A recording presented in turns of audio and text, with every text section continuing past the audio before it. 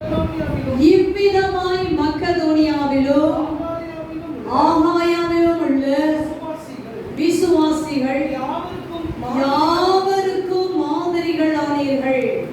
நீங்க வேத வசனம் தெசலோனிக்க நிருபத்துல பவுல் எழுதுகிறார். அல்லேலூயா. அவர் சொல்லுகிறவரின் காரியம், அவர் சொல்ற நீங்க நீங்க மக்கதோனியாலும் ஆகாயிலும் விசுவாசிகளுக்கு நீங்கள் மாதிரிகளாய் இருக்கிறீர்கள் என்று சொல்கிறார். எப்படி மாதிரிகளாய் இருக்கிறார்கள்? நீங்கள் மிகுந்த உபத்திரவத்திலே பரிசுத்த ஆவியின் சந்தோஷத்தோடு திருவசனத்தை ஏற்றுக்கொண்டு எங்களையும் கர்த்தரை பின்பற்றுவர்களாகிய இவ்விதமாய் மக்கதோனியாவிலும் ஆகாயிலும் உள்ள எல்லா சபையாருக்கு நீங்க எப்படி இருக்கீங்க? மாதிரிகள். மிகுந்த உபத்திரவம், சாதாரண உபத்திரவம் அல்ல. இப்ப மணிப்பூர்ல மறுபடியுமாய் 4 ஊழியக்கார் பிரசங்கம் பண்ணிட்டு வரும் பொழுது 4 ஊழியக்காரை சுட்டு கொண்டு இருக்காங்க. அவங்களோட டிரைவரை சுட்டுருக்காங்க. மற்றவங்க கூட போனவர்களை ஹாஸ்பிட்டல் இருக்காங்க. எப்படி இருக்காங்க தெரியாது. மறுபடியுமாய் கலவரங்கள் வெடித்து கொண்டிருக்கிறது. ஊழியக்காரை துன்பப்படுத்தி கொண்டிருக்கிறார்கள். எங்க பார்த்தாலும் வேதனைகள் பறி கொண்டிருக்கிறது.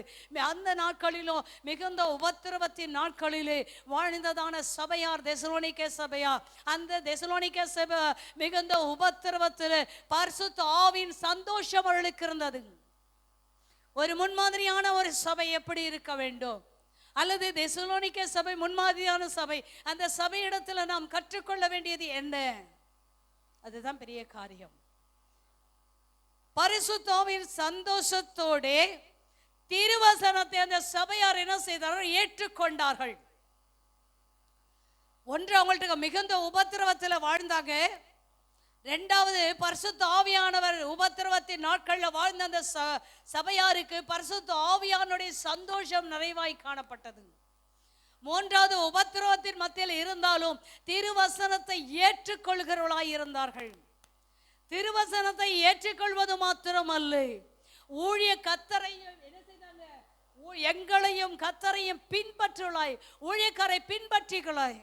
என்னைக்கு ஒரு மனுஷன் ஊழியக்காரர்களை பின்பற்றி கடந்து போறார்களோ அவங்களோட வாழ்க்கையில் ஒரு பெரிய ஆசீர்வாதம் உண்டு.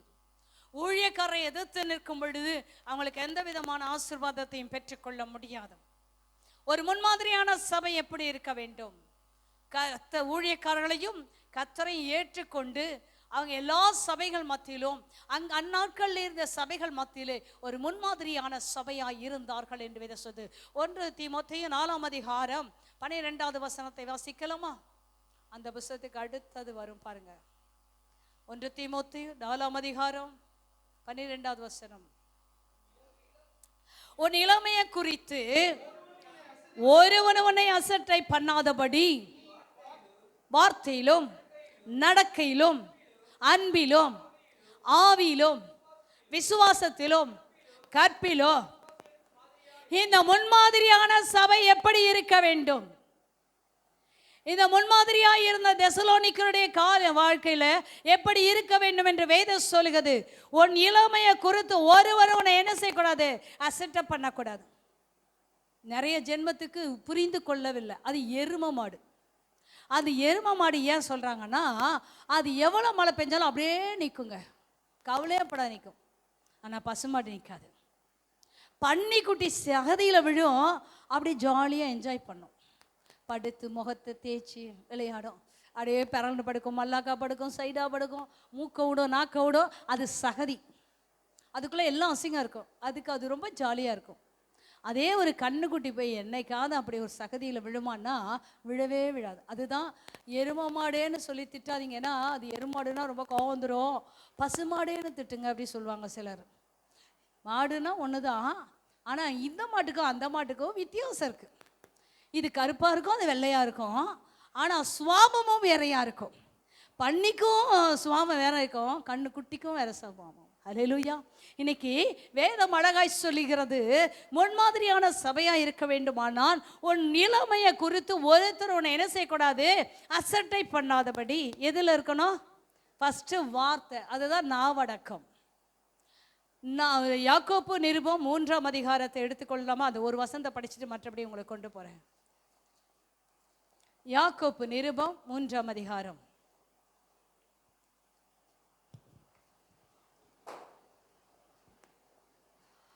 314வது பக்கம்.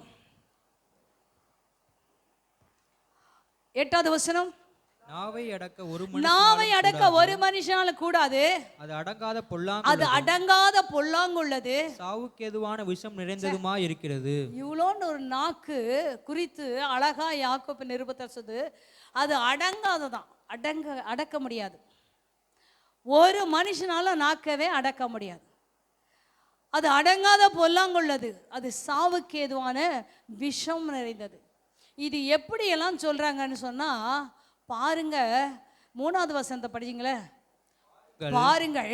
குதிரைகள் நமக்கு கீழ்ப்படியும்படிக்கு அவைகளின் வாய்களில் கடிவாளம் போட்டு அவைகளுடைய முழு சரீரத்தையும் திருப்பி நடத்துகிறோம். ஒரு குதிரைய கடிவாளம் போட்டு சரீரத்தை என்ன செய்ய முடியுமா?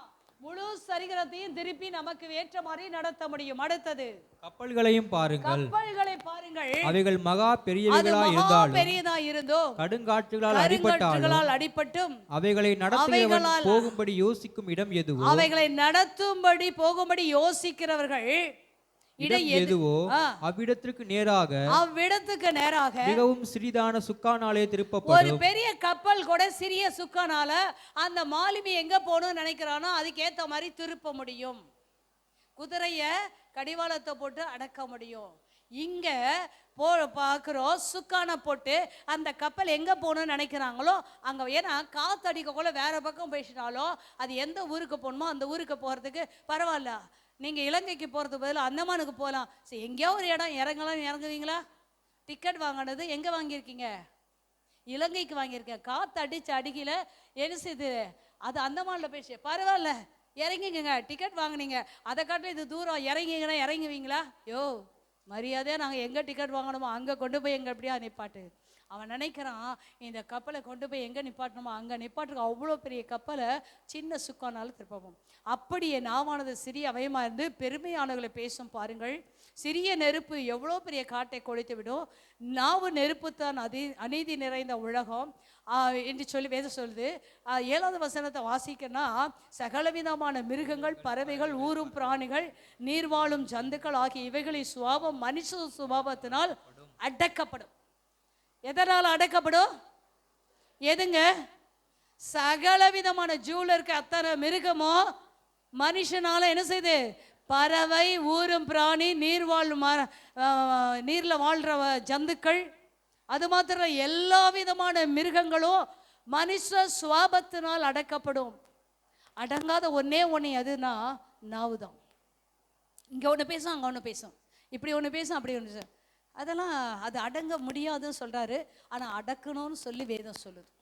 புரியுதுங்களா? இன்னைக்கு முன்மாதிரியான சபைக்குள் ஒரு 10 காரியம் சீக்கிரமா சொல்லி ஒவ்வொரு வசனத்தை சொல்லி நான் முடிக்க போகிறேன். 1 தெசலோனிக்கேயர் 3ஆம் அதிகாரம் 12வது வசனத்தை வாசிக்கலாமா? முதல் ஒரு காரியத்தை வாசிக்கலாம். முன்மாதிரியான சபைக்குள் முதல் காரியம், நான் உங்களிடத்தில் வைத்திருக்க அன்பு கொப்பாய் அன்பிலோ, எல்லா மனிதனிடத்தில் வைக்கும் அன்பிலோ. முதல்ல ஒரு முன்மாதிரியான சபையில இருக்க வேண்டிய காரியம் அன்பு. அது எப்படிப்பட்ட அன்பு? ஒருவருக்கு ஒருவர் அன்பு. நான் உங்களில் வைத்திருக்கிற அன்பு கொப்பாய் நீங்களும் ஒருவரில் ஒருவர் வைக்கும் அன்பிலும் மற்ற எல்லா மனுஷனிடத்தில் வைக்கும் அன்பிலும் கர்த்தர் உங்களை என்ன செய்யணும்? பெருகவும் நிலைத்திருக்கவும் பண்ணுவாராக என்று வேதம் சொல்லுது. அல்லேலூயா. முதல் காரியம், ஒருத்தரிடத்துல ஒருத்தர் எப்படி இருக்கணும்? அன்பாய் இருக்க வேண்டும். ஒரு குறிப்பிட்டவங்களை பார்த்து அன்பாய் இருக்கிறது அல்ல, எல்லாரிடத்திலுமே நம்ம அன்பா இருக்க வேண்டும். சகோதர சகோதரிகள் எல்லாரையும் பார்க்கும் பொழுது ஒருத்தர் என்கிட்ட எப்படி நான் அன்பு கூறணும், அதே போல மற்றவங்க இடத்துல அன்பு கூறணும். யோவான் 13ஆம் அதிகாரம் 34, 35வது வசனத்துல கர்த்தர் என்ன சொல்றான்னு பார்க்கலாமா? நீங்கள் ஒருவரில் ஒருவர் அன்பாய் இருந்தால் நான் உங்களில் அன்பாய் இருக்கிறது போல, கர்த்தர் சொல்றாரு, நீங்கள் ஒருவர் அன்பாய் இருந்தால் நான் உங்களில் அன்பாய் இருப்பது போல நீங்களும் ஒருவர் என்ன செய்யுங்க?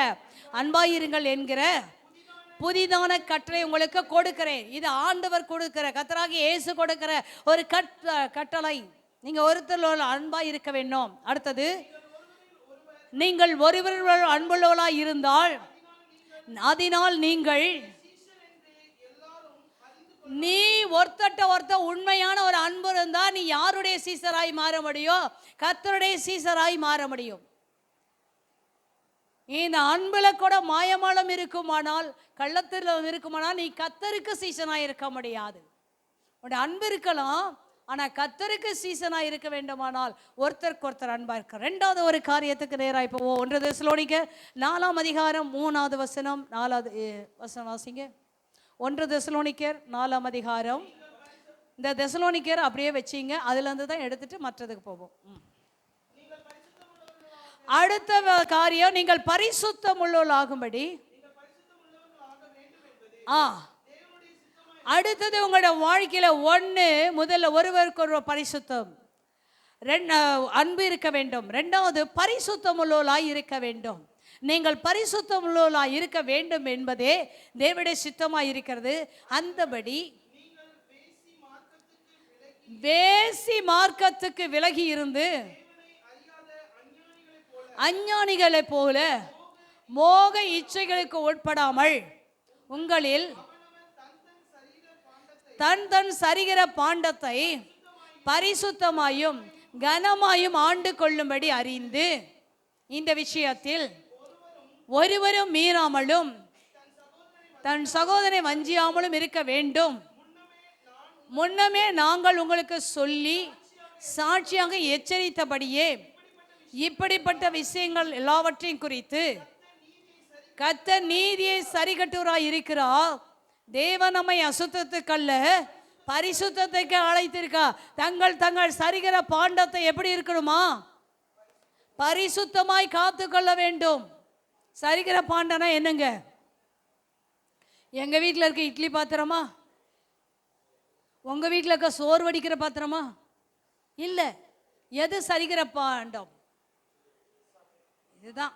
கண்ணில் இருந்து கால் வரைக்கும் இருக்க இந்த சரீரத்தை தான் கர்த்தர் சொல்றார். ஹல்லேலூயா. இந்த சரீரத்தை எப்படி பார்த்துக்கொள்ள வேண்டுமா? சபைக்குள்ளாக இருக்கிற தேவ பிள்ளைகள் எப்படி இருக்க வேண்டும்? ஒரு முன்மாதிரியான சபையா இருக்க வேண்டுமானால் அந்த சபைக்குள்ள பரிசுத்தம் வேண்டும். அந்த பரிசுத்தம் எப்படி வர வேண்டும்? நீ பரிசுத்தமா இருக்கணும், அதுதான் தேவ சித்தம். சபைக்குள்ள இருக்க பிள்ளைகள் ஒவ்வொருவரும் பரிசுத்தமா இருக்க வேண்டும். அவங்க எப்படி இருக்க வேண்டும்? அவனவன் தன் சரீர பாண்டத்தை பரிசுத்தமாயும் கனமாயும் ஆண்டு கொள்ள வேண்டும். இந்த சரீரத்தை எப்படி செய்யணும்? பரிசுத்தமாக, கனத்துக்குரியது, இதை ஆண்டு கொள்ள வேண்டும் சொல்லுது. அல்லேலூயா. இந்த சரீர பாண்டத்தை கெடுக்காதீங்க, கிறுக்க மாதிரி பண்ணாதீங்க, பைத்தியம் மாதிரி பண்ணாதீங்க, லூசு மாதிரி பண்ணாதீங்க. எனக்கெல்லாம் சிலரை பார்த்து அப்படியே எரியுது. ஏன்னா அது ஏன் அந்த கண்ணு காது மூக்கெல்லாம் இவ்வளோ கேடுகட்ட மாதிரி பண்ணி வைக்கிறீங்களே அப்படி சொல்லிட்டு சிலரெல்லாம் பார்த்தா எனக்கு கஷ்டமாக இருக்கு. பாருங்க, எனக்கு பதில் சொல்ல முடியாது, கர்த்தருக்கு பதில் சொல்லி ஆக வேண்டும். வேதத்தில் 2 மனுஷரை குறித்து வேதம் சொல்லி கொண்டிருக்கு. ஒன்று நீதிமான், ஒன்று துன்மார்க்கர். ஒன்று நீதிமான், துன்மார்க்கர். ஆதியாகமத்திலிருந்து வெளிப்படுத்தல் வரைக்கும் நீதிமானும் துன்மார்க்கனை சொல்லிக்கொண்டே வருகிறார். ஏன் துன்மார்க்கனை தூக்கி போடலாம்? இல்லை, ஏன் போடலை? வசனம் தான்.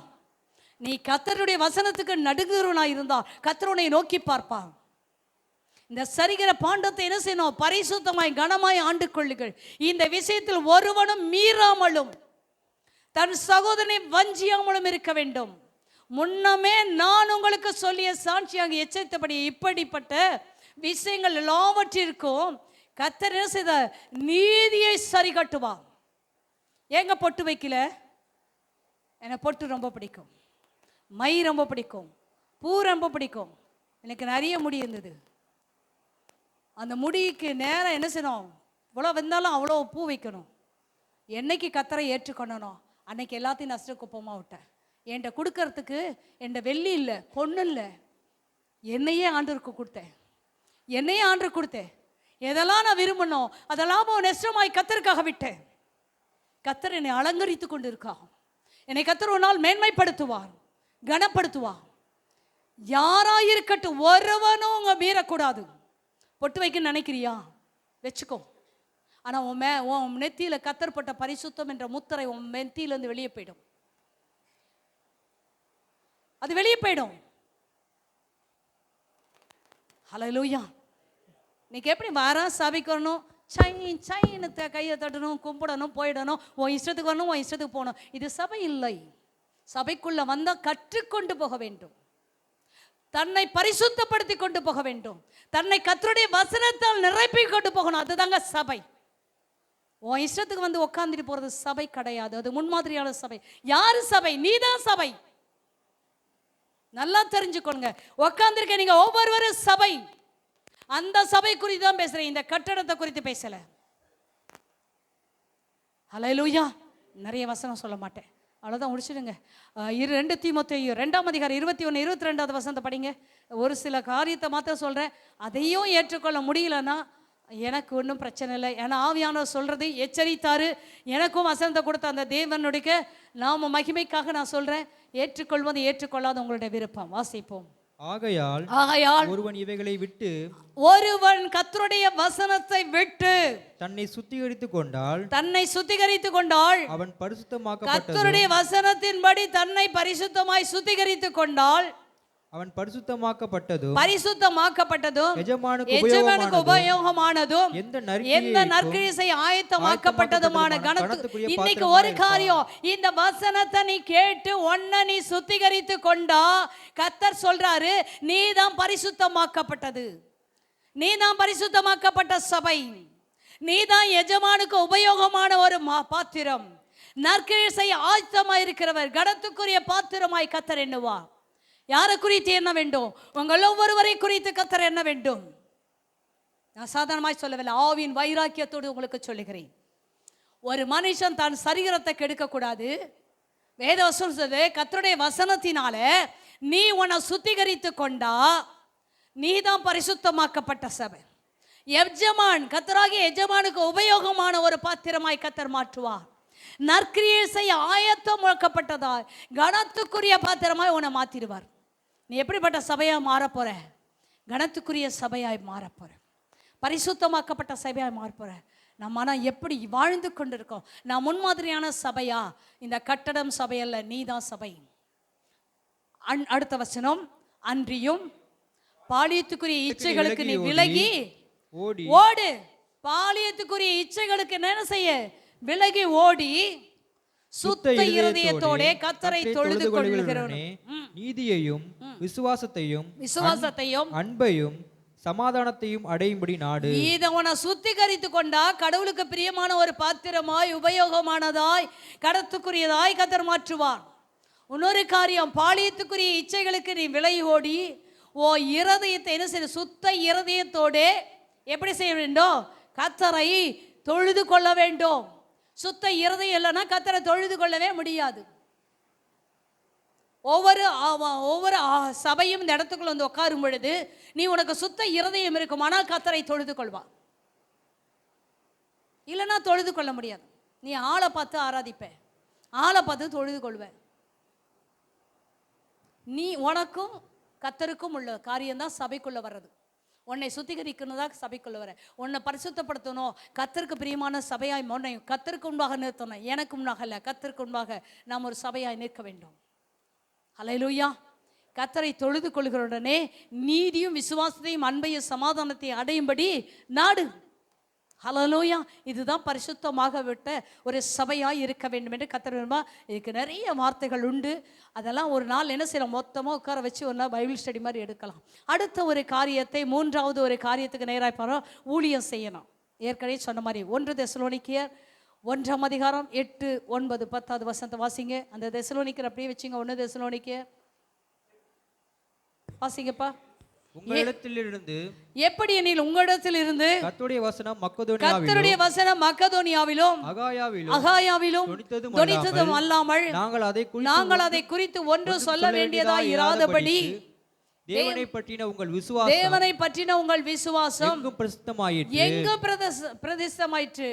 ஏனெனில் அவர்கள் தாமே எங்களை குறித்து உங்களிடத்தில் நாங்கள் அடைந்த பிரவேசம் இன்னது என்பதையும், ஜீவனுள்ள மெய்யான தேவனுக்கு ஊழியம்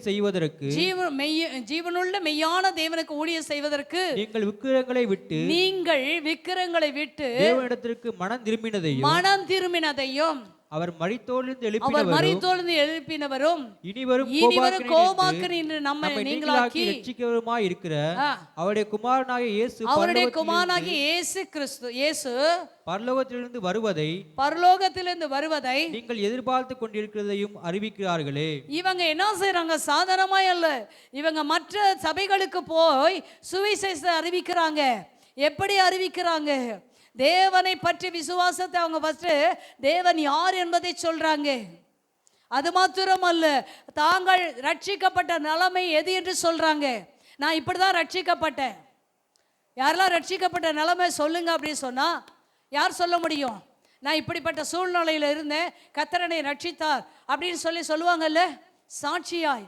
அப்படி சொல்லி அவர்கள் தங்களை குறித்து சாட்சி சொல்றாங்க.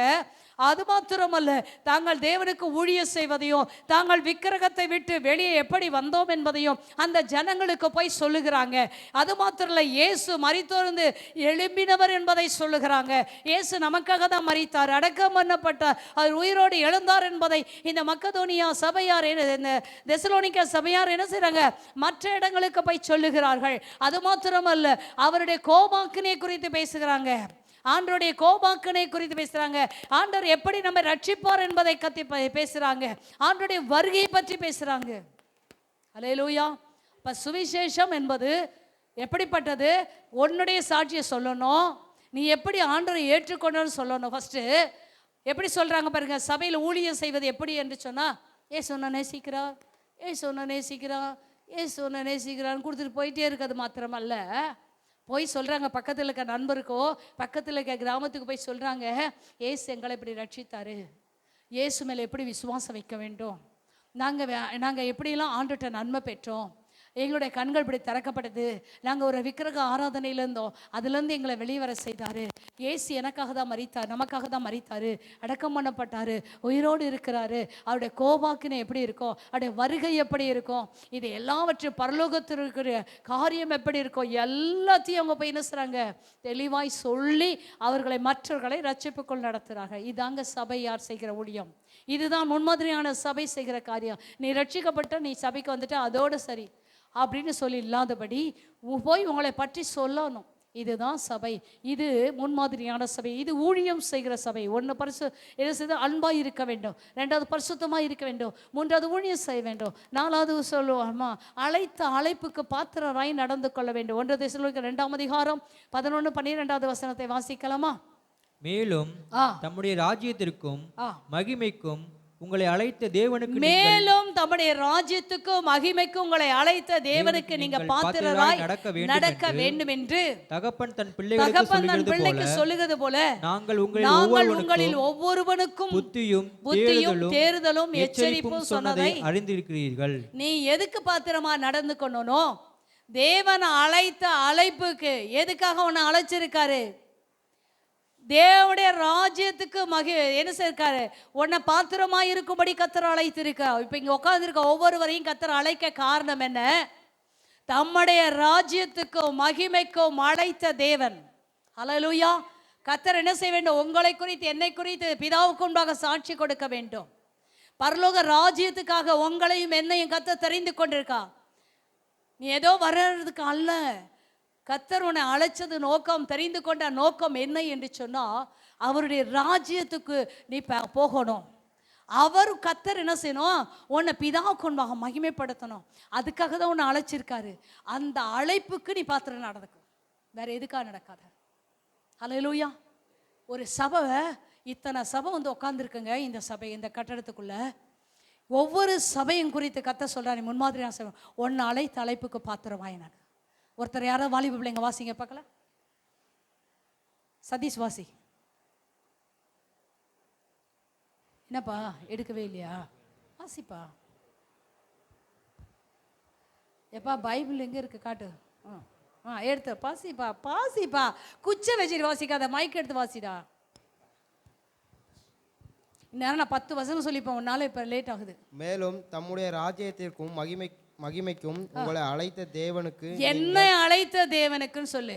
என்னை அழைத்த தேவனுக்கு, என்னை அழைத்த தேவனுக்கு நான் பாத்திரமாய் நடந்து கொள்ள வேண்டும் என்றுதான் கர்த்தர் என்ன செய்திருக்காரு? தகப்பன் தன் பிள்ளைக்கு சொல்வது போல இன்னைக்கு பவுல் என்ன செய்றாரு?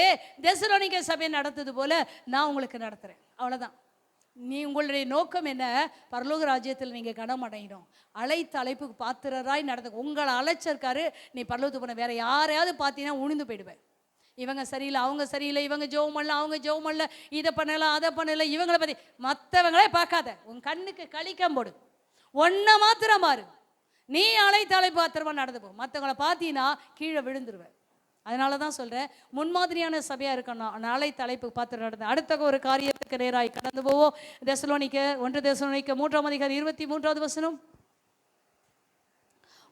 3ஆம் அதிகாரம் தயவுசெய்து 2வது வசனம் 3வது வசனம் படிங்கப்பா. நான் 23 சொல்லிட்டேன். இந்த உபத்திரவங்களினாலே இந்த உபத்திரவத்தினாலே ஒருவனும் அசைக்கப்படாதபடிக்கு உங்களை திடப்படுத்தவும் உங்கள் விசுவாசத்தை பற்றி உங்களுக்கு புத்தி சொல்லவும் நம்முடைய சகோதரனும் தேவ ஊழியக்காரனும் கிறிஸ்துவின் சுவிசேஷத்தில் எங்களுடன் வேலையாளுமாகிய தீமோத்தேயுவை அனுப்பினோம். இப்படிப்பட்ட உபத்திரவங்களை சகிக்க நாம் நியமிக்கப்பட்டிருக்கிறோம் என்று நீங்கள் அறிந்திருக்கிறீர்களே. நமக்கு உபத்திரம் வரும் என்று நாங்கள் உங்களிடத்தில் இருந்தபோது உங்களுக்கு முன்னறிவித்தோம், அப்படியே வந்து நேரிட்டது என்றும் அறிந்திருக்கிறோம். அல்லேலூயா. அவ்வளோ உபத்திரவங்க, பிரச்சனைகள் தான். நைஜீரியா குறித்து ஒரு காரியத்தை என் கண்கள் கலங்க வைத்த ஒரு காரியம். ஒவ்வொரு உயிர்த்தெழுந்த ஆராதனையிலும் அங்கே என்ன செய்வார்? தீவிரவாதிகள் வந்து விசுவாசிகளை சுட்டு கொலை செய்வார்கள், சிறைபிடித்து கொண்டு போவார்கள். இது ஒவ்வொரு வருஷம் நடக்குதான். இப்பையும் அநேக கிறிஸ்தவர்களை என்ன செய்தாங்க? கொலை செய்தார்கள், சிறைபிடித்து கொண்டு போனார்கள். ஆனாலும் கூட அந்த விசுவாசிகள் வழக்கம் போல தேவனை ஆராதித்து கொண்டுதான் இருக்காங்க. அவங்கள பார்க்கவே நல்லா, ஆனா அவங்க உள்ள கடவுளுக்கு பிரியமா இருக்கு. அவங்க தேவனை ஆராதிக்கிறாங்க. யோசித்து பாருங்க, அவ்வளோ உபத்திரவத்தின் மத்தியில கூட அவங்க தேவனை ஆராதிச்சுட்டே தான் இருக்காங்க, தேவனை துதிச்சுட்டு தான் இருக்காங்க. இடுப்பளவு தண்ணியில நின்று ஆராதனை பண்றாங்க. அவங்க சபைக்குள்ள தண்ணி வந்துருச்சு, அந்த தண்ணிக்குள்ள நின்று ஆராதனை பண்றாங்க, போட்டு செய்து ஆராதனை பண்றாங்க. அல்லேலூயா. உபத்திரவத்தில் நான் நிற்கணுங்க. இதை சொல்லிட்டாங்க, அது சொல்லிட்டாங்க, இதை நான் சபைக்கு வர மாட்டேன், பைபிளே படிக்க மாட்டேன், சபைக்கு வர மாட்டேன். இது சபை கிடையாது. மிகுந்த உபத்திரவத்தில் கூட அவங்க சபையார் என்ன செய்தாங்க? முன்மாதிரியாக இருந்தார்கள் என்பதை பவுல் விவரிக்கிறார். இன்னைக்கு எவ்வளோ உபத்திரம் வந்தாலும், அதனால தான் பவுல் சொல்கிற, எந்த உபத்திரம் வந்தாலும், உபத்திரமோ வியாகுலமோ துன்பமோ பசியோ பட்டினியோ பஞ்சமோ நாசமோசோ நிர்வாணமோ எது வந்தாலும் கூட கிறிஸ்துவின் அன்பை விட்டு என்னை பிரிக்க மாட்டாது என்று சொல்லிக்கிறேன். இன்னைக்கு உபத்திரம் வருங்க, பாடுகள் வருங்க, பாடுகள் மத்தியில் தான் நீ கர்த்தருக்கு சாட்சியாக இருக்கணும். எல்லா நேரமும் வீட்டுக்காரர் கொஞ்சிட்டு இருக்க மாட்டானுங்க, அடிப்பாங்க தான். ஒரு நேரம் அரிசி வாங்கி தராங்க, பருப்பு வாங்கி தராங்க, ஒரு நாள் அடிச்சானா வாங்கிக்கோ, அடிச்சுட்டாங்க நீ வரமாட்டியா? அதாவது எனக்கு தெரிந்த ஒரு சகோதரி அப்படியே ரத்தம் சொட்ட சொட்ட திருப்பி ஏஞ்சி அவங்க வீட்டுக்காரர் சமைப்பாங்க. வேற வழி இல்லை, அடிச்சிருவாங்க. மறுபடி நான் தான் அடித்தேன்னா ஆஸ்பத்திரி கூட்டு போவார். ஆனால் அவங்களோட தான் கடைசி வரைக்கும் வாழ்ந்தாங்க. எத்தனையோ உபத்திரங்கள், பிரச்சனைகள், கஷ்டங்கள் வருந்தான்.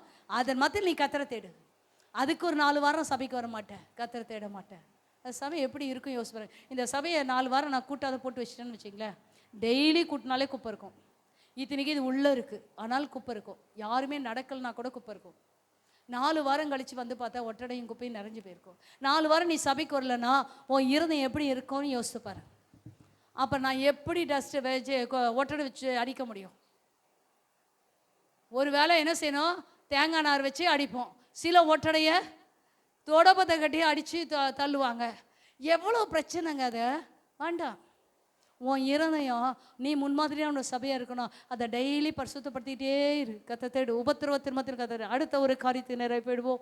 வாசிக்கலாம். 1 தெசலோனிக்கர் 4ஆம் அதிகாரம் 12வது வசனம். நாங்கள் உங்களுக்கு கட்டளையிட்டபடியே அமைதல் உள்ளவர்களாய் இருக்கும்படி நாடவும், உங்கள் சொந்த அலுவல்களை பார்க்கவும் உங்கள் சொந்த கைகளினாலே வேலை செய்யவும் வேண்டும் என்று உங்களுக்கு புத்தி சொல்லுகிறோம். அடுத்து முன்மாதிரியான சபையா இருக்குமானா அவர் சொல்லுகிற, பவுல் சொல்லுகிறார், நீங்க அமைதல் உள்ளவர்களா இருக்கும்படி நாடுங்க. ஃபர்ஸ்ட் உங்களுக்கு நீங்களே ஒரு அமைதலை கொடுங்க. அப்படி இல்லைன்னா ரொம்ப கஷ்டம். அடுத்தது சொந்த அலுவல்களை பாருங்க. உங்க வேலையை நீ பாரு, மற்றவங்க காரியத்தில் போய் மூக்க நுழைக்காத. மற்றவங்க காரியத்தில் போய் என்ன செய்யாத, மூக்க நுழைக்காத. இந்த சபை எனக்கு கொடுத்துருக்கார். எனக்கு கொடுத்தாரா? நம்புறீங்களா? தினேஷ் எனக்கு கொடுத்துருக்காரு. நம்புறியா தினேஷ்? இந்த ஊழியத்தை எப்படி செய்யணும்னு யார்கிட்ட கணக்கு கேட்பாரு? தினேஷ் சொல்லு, யார்கிட்ட கேட்பாங்க? ஏன்ட்ட தான் கேட்பாரு. புரியுதா? இந்த சபை என் கையில் கொடுத்துருக்கார். என்னை நம்பி கொடுத்துருக்கார்.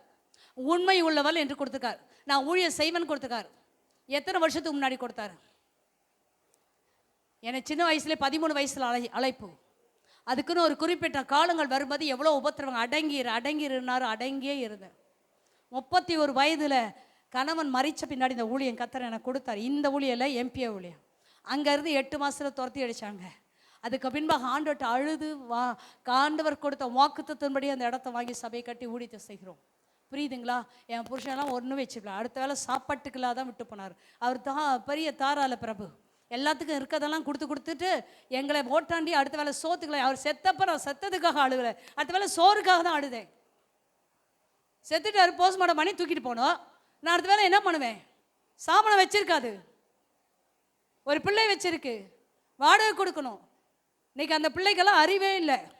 எப்படி நம்ம தாய் வளர்த்தாங்கன்னு அறிவு இல்லை.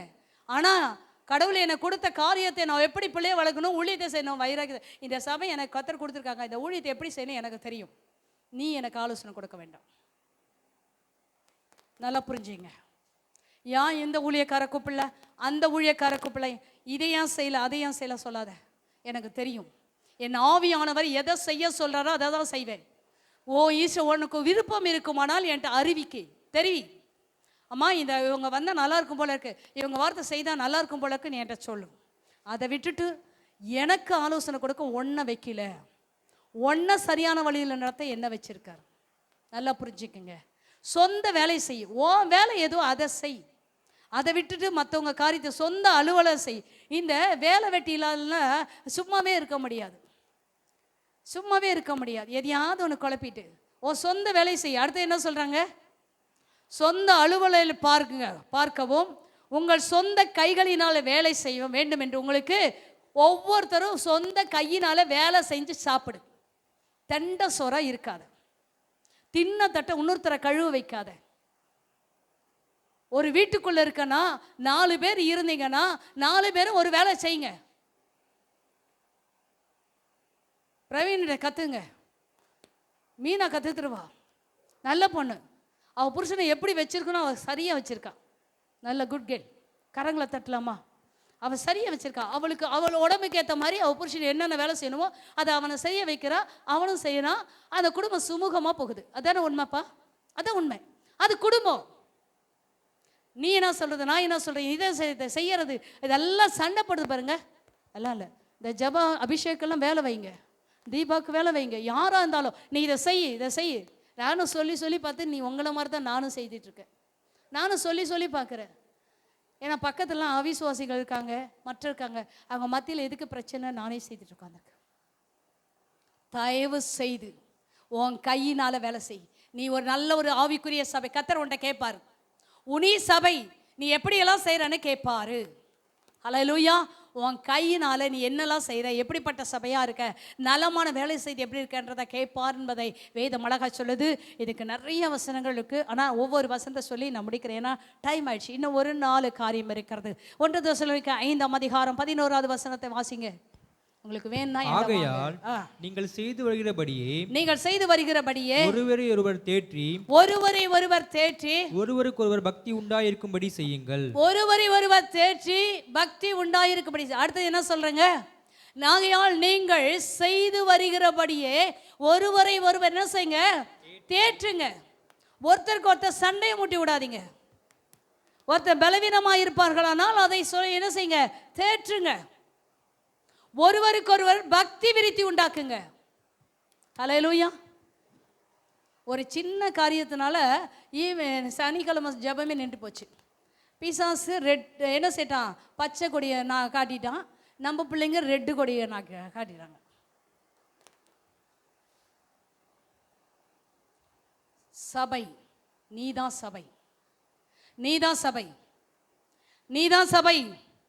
உட்கார்ந்திருக்க நீதான் சபை. ஒருத்தருக்கு என்ன செய்ய வேண்டும்? தேற்ற வேண்டும். அடுத்த ஒரு காரியத்தை கர்த்தர் சொல்லுகிறாரு, ஒருவருக்கொருவர் பக்தி விருத்தி உண்டாக்கணும் ஒழிய நீ குழப்பத்தை உண்டாக்காத. ஹல்லேலூயா. பக்தி விருத்தி உண்டாக்குற ஒரு சபையா இந்த சபை இருக்க வேண்டும். 1 கொரிந்தியர் 8:1 8:1.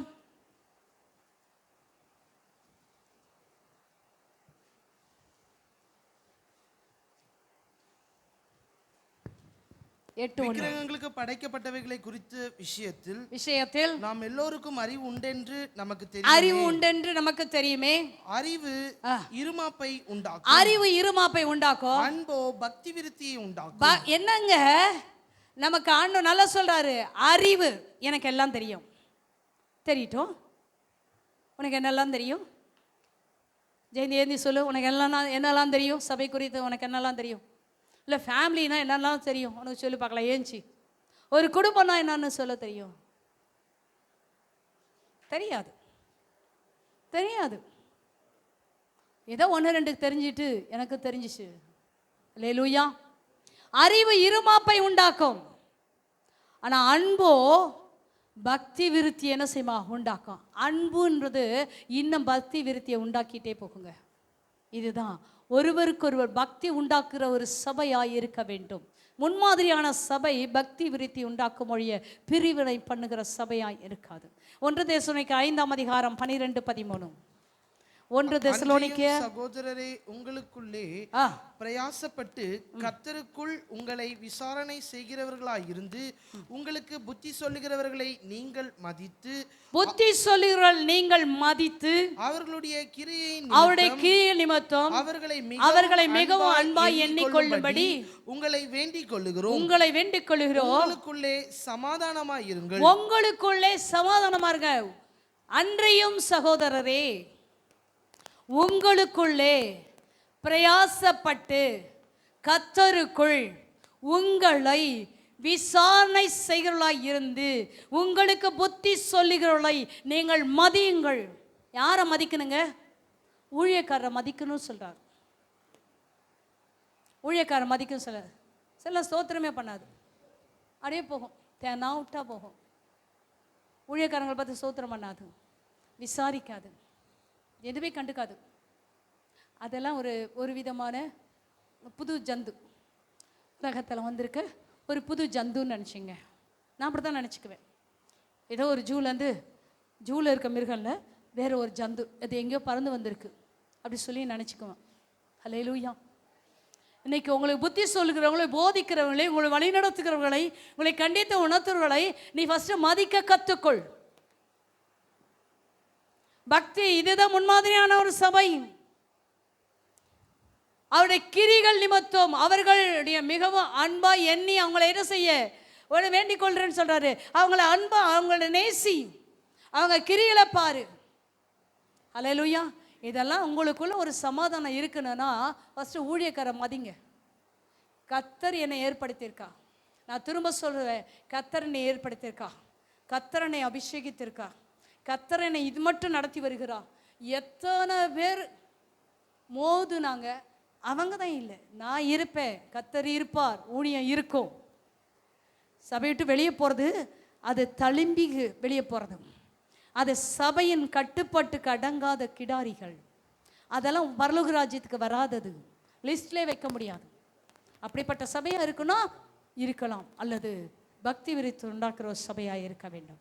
அடுத்த ஒரு காரியம், ஊழியக்காரை மதிக்க வேண்டும். அடுத்த ஒரு காரியத்தை 1 தெசலோனிக்கேயர் 5:16 வாசிங்கப்பா.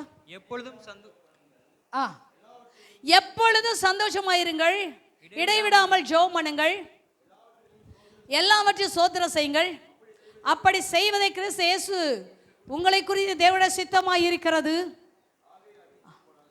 ஆவி அவித்துபடி. அடுத்த ஒரு காரியம், எப்பொழுதும் சந்தோஷமா இருங்க, இடைவிடாமல் ஜெபம் பண்ணுங்க. எப்பொழுதும் சந்தோஷமா இருங்க. ஹல்லேலூயா. அதுதாங்க இல்லை.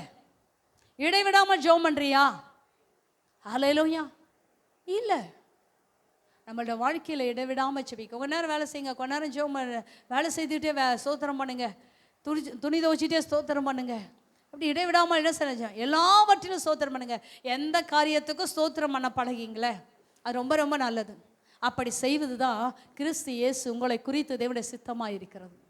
ஹல்லேலூயா. எது சித்தம்? எப்பொழுது சந்தோஷமாக இருக்கணும், எப்பொழுது ஜெபிக்கணும், எல்லாவற்றையும் ஸ்தோத்திரம் செய்யணும். இதுதான் தெய்வ சித்தம். இப்படிப்பட்ட ஒரு சபையாக இருக்க வேண்டும் என்று கர்த்தர் விரும்புகிறார். உங்கள் ஆவியை அவித்து போடாதீங்க.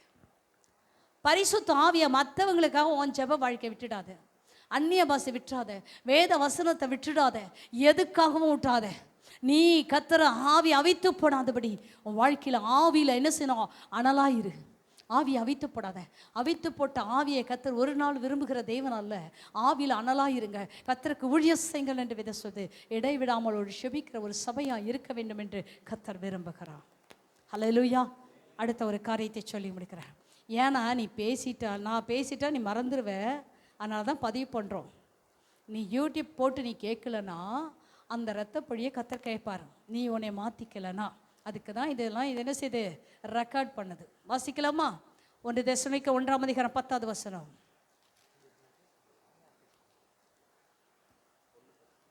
அவர் மரித்தோரிலிருந்து எழுப்பினவரும் இனி வரும் கோபாக்கு நின்று நம்மை நீங்களாக்கி ரட்சிக்கிறவருமாய் இருக்கிற அவருடைய குமாரனாகிய இயேசு பரலோகத்திலிருந்து வருவதை எதிர்பார்த்து கொண்டிருப்பதை அடுத்தது இந்த சபையாருக்குள்ள ஒரு பெரிய காரியம் எதிர்பார்ப்பு இருந்தது. என்ன எதிர்பார்ப்பு? முன்மாதிரியான ஒரு சபை கர்த்தருடைய வருகைக்கு எதிர்நோக்கி. இன்னைக்கு எத்தனை பேர் கர்த்தர் இன்னைக்கு வருவார், நான் கடந்து போவேன், அவரோடு கூட போவேன், எத்தனை பேர் நம்பிக்கையோடு இருக்கீங்க? எத்தனை பேர் வருகைக்கு இன்னைக்கு வந்தால் கூட நான் போயிடுவேன் அப்படின்னு சொல்கிறேங்க? எத்தனை பேர்?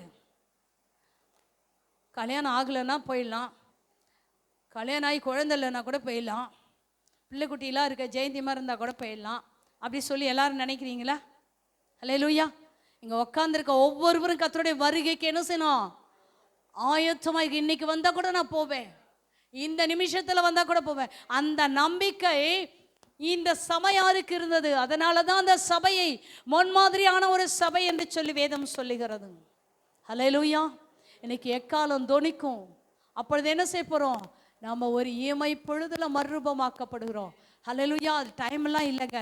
ஒரு இமை பொழுது போய் நான் என்ன செய்கிறேன், ஜெயந்தி சொல்லுவா, நான் போய் வாசல்லாம் கூட்டிகிட்டு வந்துடுறேன் அப்படின்னு சொல்லிட்டு போனால் கூட அன்னு சொல்லுவா, நீ கூட்டு பெருக்கு துவை எல்லாம் செய், நீ அங்கேயே வேலை பார்த்துட்டு நான் போயிட்டே இருப்பேன், அவர் போயிட்டே இருப்பார்.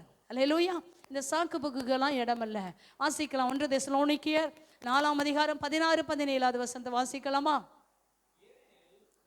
ஏனெனில் கர்த்தர் தாமே ஆரவாரத்தோடும் பிரதான தூதருடைய சத்தத்தோடும் தேவ எக்காளத்தோடும் வானத்திலிருந்து இறங்கி வருவார். அப்பொழுது கிறிஸ்துவுக்குள் மரித்தவர்கள் முதலாவது எழுந்திருப்பார்கள். பின்பு உயிரோடு இருக்க நாமோ கர்த்தருக்கு எதிர்கொண்டு போக மேகங்கள் மேல் அவரோடு கூட ஆகாயத்தில் எடுத்துக்கொள்ளப்பட்டு இவ்விதமாய் எப்பொழுதும் கர்த்தரோடு இருப்போம். ஹல்லேலூயா.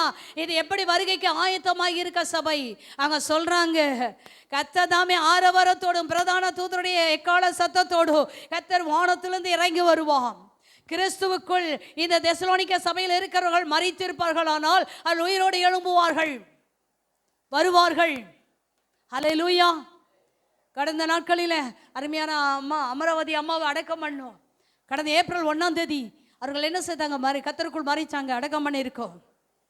அதுக்கு 6 மாதம் முன்னாடி அவங்க மகளை அடக்கம் பண்ணோம், அவங்க இளைய மகளை. சரிங்களா? ஆனால் இப்படி ஒரு சிலரை கர்த்தருக்குள் மறிக்கிறவர்களை அடக்கம் பண்ணிட்டாங்க. இப்போ யாருக்கு? சபையா நம்ம எல்லாரும் உயிரோடு இருக்கோம். ஒருவேளை கர்த்தருடைய வருகை வருமானால் முதலாவது எங்கே எழுந்திருப்பாங்க? அந்த அமராவதி அம்மாவும் அவங்க மகள்லாம் எழுந்து போவாங்க. அங்கே அடக்கம் பண்ணியிருக்காங்களே, எல்லாரும் எழுந்து போயிடுவாங்க நினச்சிக்காதீங்க. தப்பு. சிலுவை வச்சிருக்கலாம், மார்பிள் கல் போட்டு வச்சிருக்கலாம், இல்லை பேர் எழுதி வச்சிருக்கலாம். அவங்க சொல்லுவாங்க, கர்த்தர் இது முதல் மரிக்கிறவர்கள் பாக்கியவான்கள் என்று சொல்லி எழுதி வச்சிருக்கலாம். இங்கே இளைப்பார்கள் எழுதி வச்சிருக்கலாம். அங்கே போய் பார்த்தா தான் தெரியுது, நிறைய எழுதி வச்சிருக்கான். அவன் பகல்லாம் தண்ணி அடிப்பான், அவன் என்னென்ன பொறுக்கி தரான் பண்ணான், அவனா கர்த்தருக்குள் மறித்தாரான். டேய், பச்சை போய் புழுவுறீங்களாடா. உங்கள் அப்பனா இருந்தால் கூட சரிதான், உங்கள் அண்ணனாக இருந்தால் கூட இப்படி புழுவுறீங்களே. போய் பாருங்க கல்லறையில். முன்னாடி நுழையக்குள்ள ஒரு வார்த்தை இருக்கும். அந்த பணம் சொல்லுதான், இன்றைக்கு நான் தூக்கி வருகிற நாளைக்கு நீ. போட்டிருக்கா போர்டு. இப்போ சொல்லுது, மரிச்சு அடக்கம் பண்ணி எப்படி வேணா அடக்கம் பண்ணலாம். ஒரு கல்லறையே கட்டாத மண்ணோட மண்ணா போலாம். கர்த்தருக்குள் மரித்தவர்கள் முதலாவது எழுந்திருப்பார்கள். பின்பு உயிரோடு இருக்க நாமும் கர்த்தருக்கு எதிர்கொண்டு போக மேகங்களோடு அவரோடு எடுத்துக்கொள்ளப்பட்டு இவ்விதமாய் கர்த்தரோடு இருப்போம் என்ற அந்த தெசலோனிக்க சபையர்ல அவ்வளோ ஒரு வைராக். இன்னைக்கு கர்த்தருடைய வருகைக்கு எத்தனை பேர் ஆயத்தமா இருக்கிறோம்? 1 கொரிந்தியர் 1:7 7வது வசனத்தை வாசிக்கலாமா?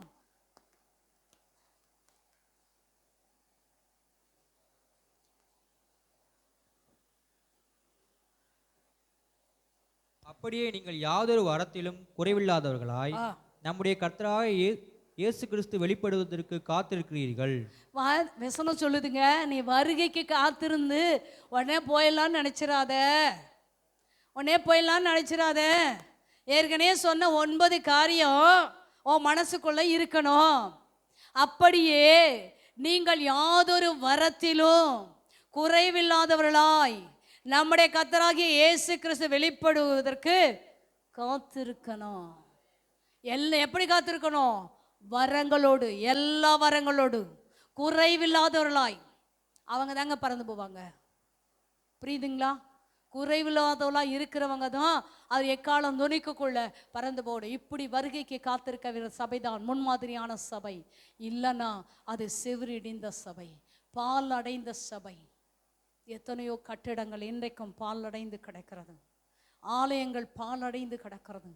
அப்படிப்பட்ட ஒரு சபையா இல்லாதபடி 1 கொரிந்தியர் 1:7 எந்த வரத்திலும் குறைவில்லாதவர்களாய் என்ன செய்ய வேண்டும்? நீ இருக்க வேண்டும். அப்படி நீ ஆண்டுடைய வருகைக்கு எது நோக்குவாய், ஆனால் ஆண்டுடைய வருகையில் நீ எடுத்துக்கொள்ளப்படுவாய். இவ்விதமாய் அவரோடு இருக்க முடியும். ஒரு முன்மாதிரியான சபை தான் பரலோகத்துக்கு போக முடியும். மற்ற எல்லா சபையும் போயிடாது. கண்களை மூட உதவி சமத்தில் செவிப்போம்.